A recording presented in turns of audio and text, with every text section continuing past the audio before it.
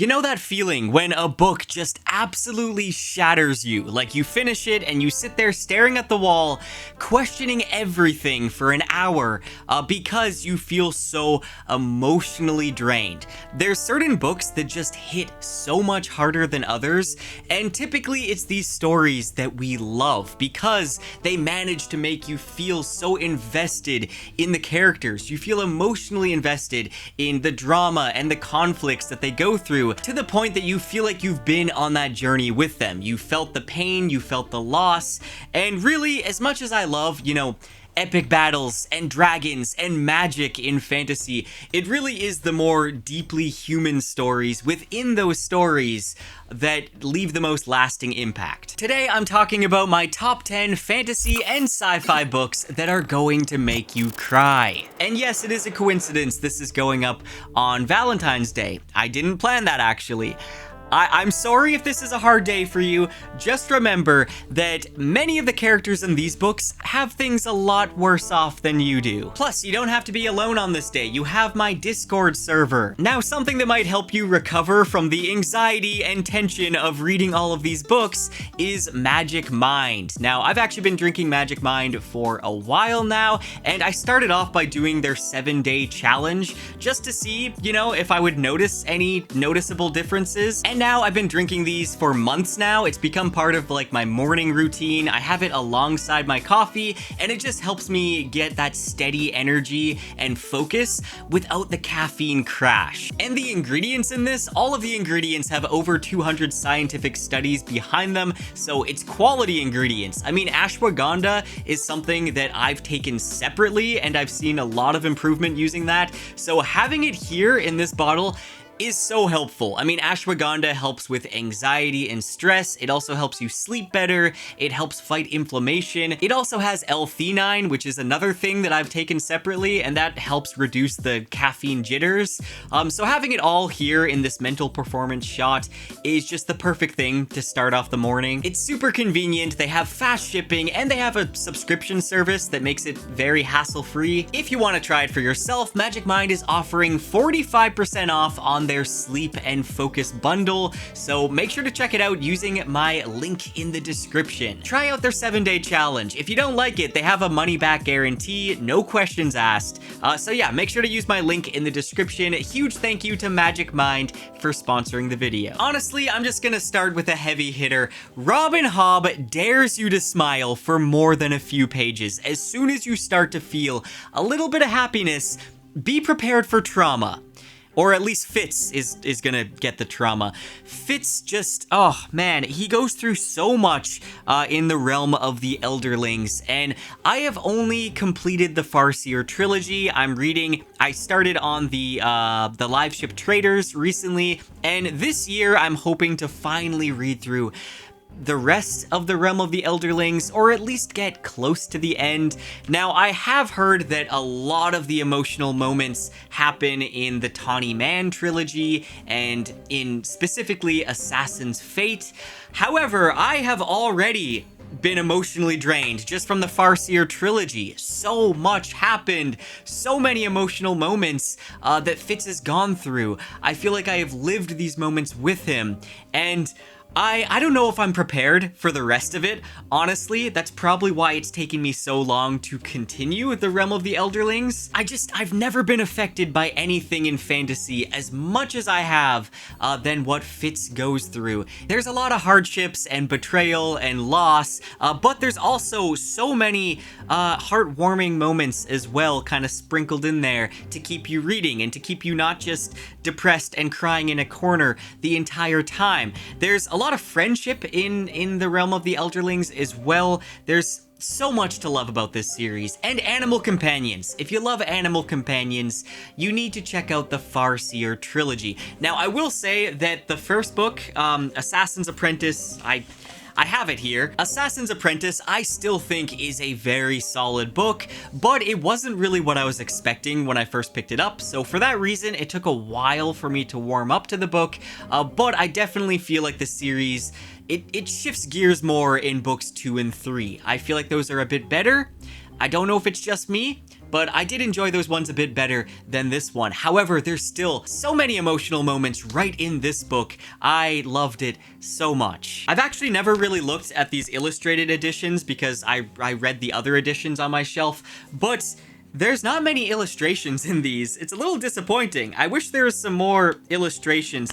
Anyways, let me know if you've read The Realm of the Elderlings. Let me know what I'm missing out on. Do I need to bump it up in my TBR even more? Because I do need to get back to the live ship traders. Next, we have Project Hail Mary. I went into this book with the expectations that it was just going to be a fun, science-y story, something akin to The Martian. It's gonna have, you know, some witty dialogue, it's gonna have some nerdy problem solving, and yeah, it's got that, but it also has a very heartwarming friendship I was not expecting at all. I wasn't aware this was gonna deliver a deeply emotional journey, but it did. This is a novel that really sneaks up on you. One moment you're having a great time watching the protagonist, Rylan Grace, do math at the speed of desperation and MacGyver his way through an impossible interstellar crisis, and then before you realize it, you're just completely invested in something much bigger. What makes Project Hail Mary so powerful, it's not just the high stakes mission, it's not the brilliant science of it all, it's the unexpected bonds at the heart of the story. This is a book about loneliness and connection and at what it means to be human in the face of impossible odds, but yeah, the friendship is my favorite part. Shout out to Rocky. Rocky's amazing. There was a moment near the end of this book where I physically had to put it down because I realized my vision was starting to go blurry. It was such a touching moment, and somehow amidst all the humor and the physics, this book really managed to deliver a story about friendship and sacrifice, and it's one of the best sci-fi books that I've read.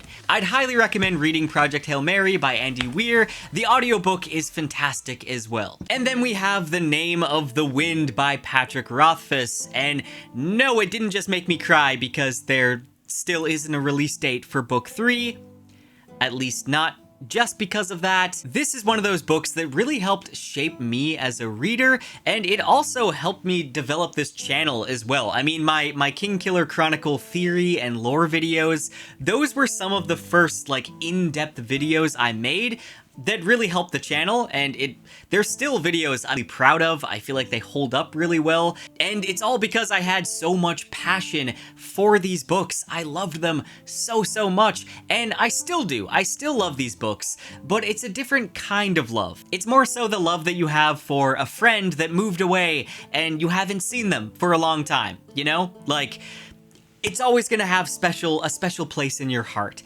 But you've moved on, you've made other friends, but you never regret that time that you had with this friend. I don't regret reading those 2 books, and if that friend wants to return one day for one final journey, it would be a welcome surprise. I'd be very happy. But regardless, it will always be a friend. A book. I'm talking about a book. I still remember the first time I read The Name of the Wind. I actually read a lot of the book on an airplane for the first time. And it's one of those books that it worked so well for me in that moment. Like, it was the perfect thing I needed to read right then and there. Somewhere between the gorgeous prose, the description of music, I found myself unexpectedly devastated more than once. Patrick Rothfuss just has this way of writing that feels very musical. The words flow like a song, and before you know it, you're caught in the rhythm, and at first you're just, you know, enchanted by Kvothe's quick mind and his charm, but also how he keeps messing up and making bad mistakes and causing all of his own problems. And just the sheer momentum of his story. But then, somewhere along the way, you start feeling the weight of it all. This book is filled with moments of quiet heartbreak that just sneak up on you, and Kvothe isn't just telling the story, you're feeling that pain, you're living it with him. For me, the sadness in The Name of the Wind, it isn't just about tragedy, it's about longing as well. Kvothe's story is one of immense talent and potential, but also of things slipping through his fingers, of never quite being where he wants to be, of searching for something just out of reach. And there's one tragedy early on, one specific passage that's just one of those beautifully written, quiet moments reflecting on loss that absolutely wrecked me. He just writes loss so well, and being someone who's had loss in my life, it was so impactful, and this book is always going to have a place in my heart. By the way, I am finally going to go back and finish my in-depth summary for The Wise Man's Fear, hopefully within the next couple months or so, but I am working on that, so don't worry. I know it has been a long time, but that is on my goal this year to finish. Now, there are books that make you cry once, there's books that make you cry multiple times, and then there's The Sword of Kaigen, which leaves you feeling like you've been emotionally drop-kicked off a mountain. M.L. Wong delivers one of the most beautifully devastating fantasy stories I've read in recent memory. It's one of the most emotionally impactful books I've read, and this is an amazing Japanese-inspired standalone novel that focuses on themes of honor and loss and family and shattered illusions. It delivers some really great action with this elemental magic system that kind of reminded me of Avatar a little bit, but where it really hits you is the unrelenting emotional onslaught. Just when you think you are gonna recover, Wong hits you with a second wave of heartbreak that makes you just have to put the book down for a little bit and just process all of it. It puts you through so much emotion, so much pain. Now, one character we follow is Misaki, and she's a mother and part of the legendary Matsuda family, and she has a very violent past. She was like a warrior in her past, and that past is kind of catching up with her. She's reconnecting with that past, and she is just such a great character to follow. And then we also follow her son, Mamoru, and he struggles with immense pressure with upholding his family's honor and bring glory to his nation. Now, Mamoru is learning this really cool magic. The Matsuda family has power over ice, and that leads to some really awesome battle scenes, but it's not just like cool magic and everything. The Sword of Kaigen has some real gut-wrenching action scenes, and it's all very human. It focuses on the tragedy of war, both on the battlefield and at home, and it's not just the grief of loss either. Beyond loss, there's the pain of realizing you've wasted years on a lie, of coming to terms with the fact that you were never who you thought you were. This book is about rebuilding after loss, of learning to move forward even when that feels impossible, and for all of those reasons, this is such a valuable read. And it's what makes The Sword of Kaigen so unforgettable. The characters are very flawed and realistic and easy to relate to as well. Highly recommend the audiobook for this one. Fantastic audiobook. I have never been sucker punched by a book the way that Golden Sun hit me. This is the second book in the Red Rising series, and this was just such an unexpected book. I'm not gonna spoil anything, but I was flying through the final chapters, completely caught up in the action, heart pounding, knowing that something big was coming, and then Pierce Brown ripped my heart out and stomped on it. The ending of Golden Sun is one of the most brutal, gut-wrenching cliffhangers that I have read in sci-fi fantasy. It's the kind of ending that just makes you sit blinking at the pages, stunned, and that's what I did for a good while after reading it. I genuinely think I stopped breathing for a moment before picking up Morning Star. Now, Morning Star, chapter 30, if you know, you know. Man, just Pierce Brown's ability to blend those epic scale conflicts with personal stakes and those emotionally gut-punching moments is unreal. And the devastating thing is that these are characters you've spent hundreds of pages reading from and loving and seeing them grow and being proud of how they've grown. But, you know, the world in Red Rising is cruel and unfair, and victory comes at a cost. And there's this moment where everything is just building up, and then it finally breaks, and I broke as well. It was I grieved that day. I grieved. But Red Rising is incredible. It earns every one of those moments, and it's a very hard-hitting series. I loved book 1, but then the next books just open up this whole, like, space opera thing. Go and read them if you haven't. Next up, we have The Hero of Ages. This is book 3 in the original Mistborn trilogy by Brandon Sanderson. This book dehydrated me, okay? The ending of The Hero of Ages, it just wiped me out. Some people didn't like the ending. I don't understand that. I don't think it was the best ending ever, but it definitely blew me away. I mean, there's so much up and down with your emotions the whole time. Sanderson builds up all these plots throughout the series, and then you're finally seeing it all come together, and you know, the whole Mistborn series, it's got a lot of clever plotting, it's got some awesome action scenes and whatnot, but then this final book just pulls out all the gut-wrenching punches that Sanderson had hiding, and it took me by surprise. And it happens all at once, because it's a Sanderlanche. That's what he does. By the end of the book, you're thinking, no, Sanderson wouldn't do that. Oh, but yes, he would. He would do that, and he did. And one of the reasons that The Hero of Ages is so crushing is because it sort of recontextualizes everything that came before. Some of those things you thought were victories turn out to be part of a grander, more tragic plan. There's claustrophobic tension there, sacrifices are made, things come at a great cost, but there's also a lot of hope as well. And I feel like Sanderson really pulled off the ending fantastically well. Let me know in the comments if you enjoyed the ending for The Hero of Ages. I was going to put The Lost Medal here as well. That'll be a sneaky mention, okay? There's actually 11 books. I'm gonna mention The Lost Medal. That's the final book in the second era of Mistborn.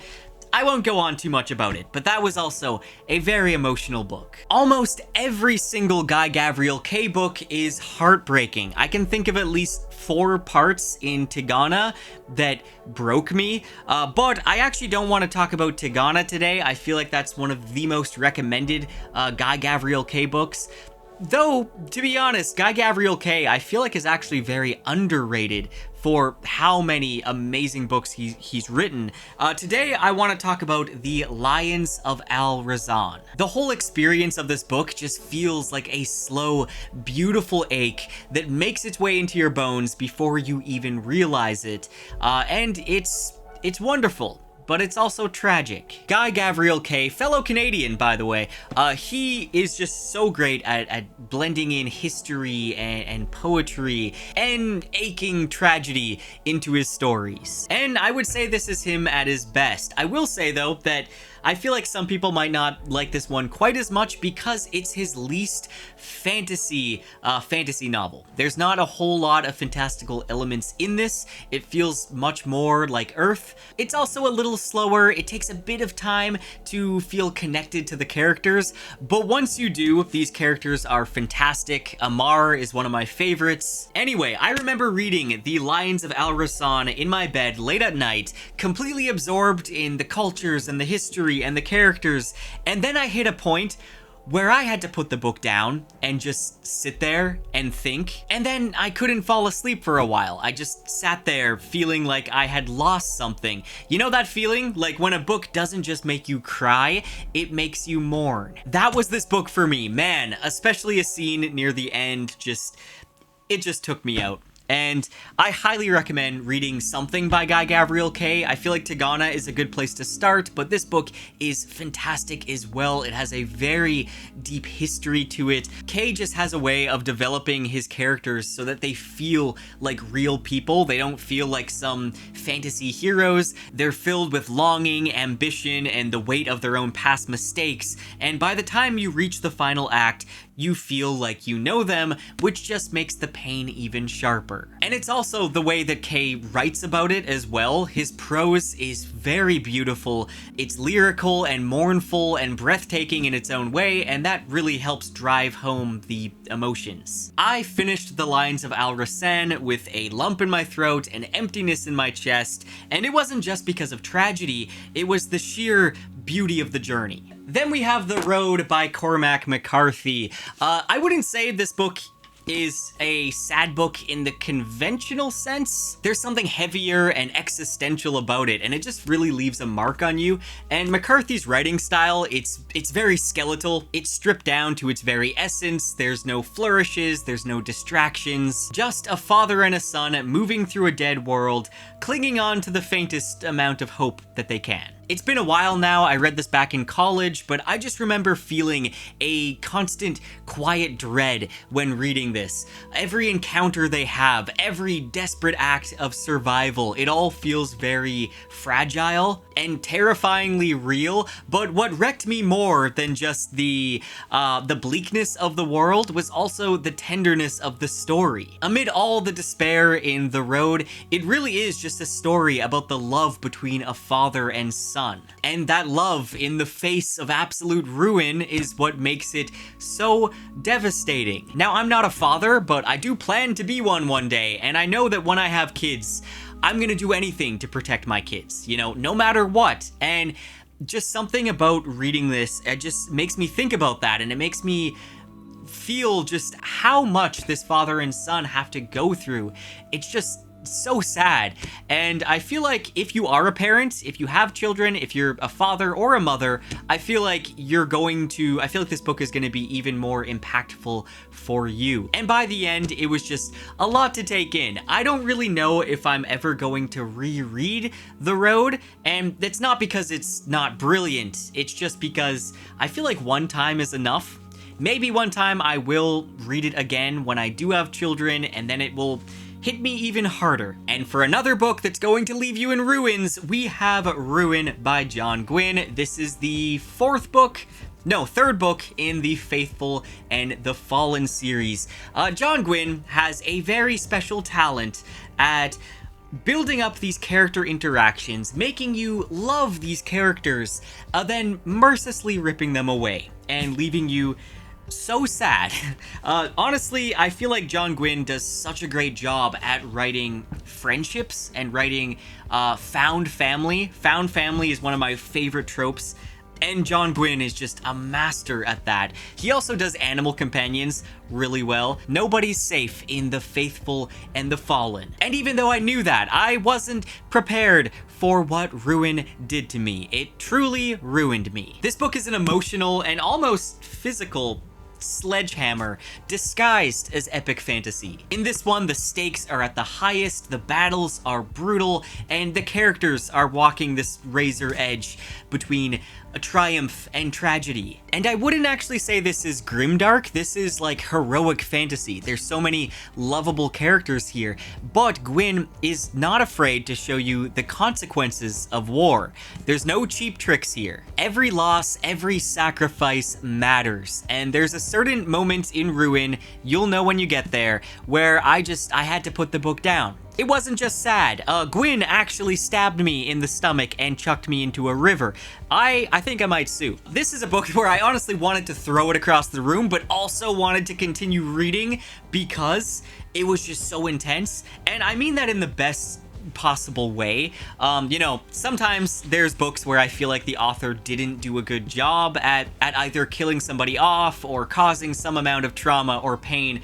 Gwynne does it perfectly, so I'm giving him a compliment here, but that doesn't mean I'm not gonna feel the pain. Actually, that means I'm going to feel the pain, and painful it was. But really, don't be scared of starting this series. What makes it so special is that it's not just about the heartbreak, it is also about loyalty and courage, and about standing back up even when everything is telling you to stay down. There's a real sense of honor and hope that's mixed in with the tragedy, and I feel like that makes it hit even harder. Because that's the thing, right? With some grimdark stories, I don't feel like it necessarily lands that hard because I just expect that in grimdark. I expect there's going to be treachery and tragedy, and everyone's extremely morally gray. There's not that many redeeming qualities. Here, no, there's a lot of hope, there's a lot of honor, and just really good characters. And after all of that, after feeling like I fought in this war myself, I still wanted to pick up the next book right away, because that's the sign of a good novel, and you should go read The Faithful Angel and the Fallen by John Gwynne if you haven't yet. And there we have my top 10 fantasy and sci-fi books that are going to make you cry. Make sure to tell me all of your recommendations in the comments, and I will try to prepare myself before I read them. Also, we have new merch. Make sure to go check out the Captured in Words book club merch in the link in the description or on the screen. I would have worn some for this video, but I just ordered it, so it hasn't arrived yet. But I am very excited, and yeah, my new merch shop, it's way higher quality, and these designs have embroidered logos on them, so, you know, it's quality, and it helps out the channel, so it's a win-win. Also, huge thank you to all of my patrons and my channel members, and everyone who helps out on Ko-Fi. You guys are amazing, and I'll see you soon.